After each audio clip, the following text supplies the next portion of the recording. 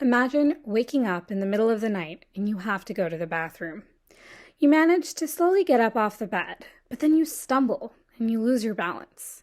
Once you regain it, you start making your way to the bathroom. You go inside and you reach up to turn on the light, but you miss, and you try again, and you miss again. The more you keep trying to turn the switch on, the more your hands shake and the harder it becomes. So you just give up, and you find yourself standing there in the darkness. This is the reality of someone with Parkinson's. The symptoms I just described, like balance impairments and tremor, are two of the four cardinal symptoms of Parkinson's, but they cannot be improved using medications. Recently, exercise has been suggested to be a valid adjunct therapy to medications.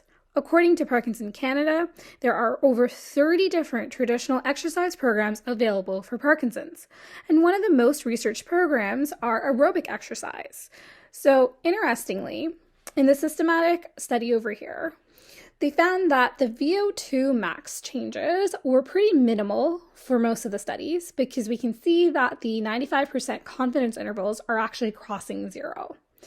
And similarly, when they actually assessed the motor symptoms of Parkinson's, they found a minimal effect because most of the means are hovering around zero and that confidence intervals are crossing the line. So why is this the case? Well, it may be that traditional exercise programs and tests such as the VO2 tests were not created for people with Parkinson's. If someone can't walk to the bathroom in the middle of the night, how can we expect them to perform on a VO2 test?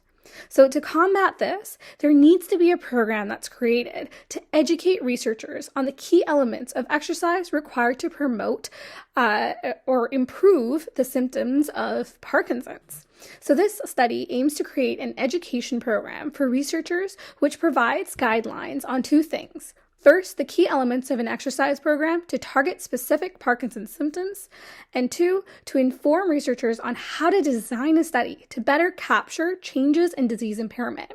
So to do this, first there needs to be an in-depth literature review conducted on Parkinson rehabilitation and Parkinson's disease in general. This information then needs to be reviewed by a board of people, which involve researchers, clinicians, and people with Parkinson's, and together they must create guidelines. The creation of this program will help researchers design and assess exercise programs appropriately for Parkinson's and help improve the livelihood of many people with Parkinson's.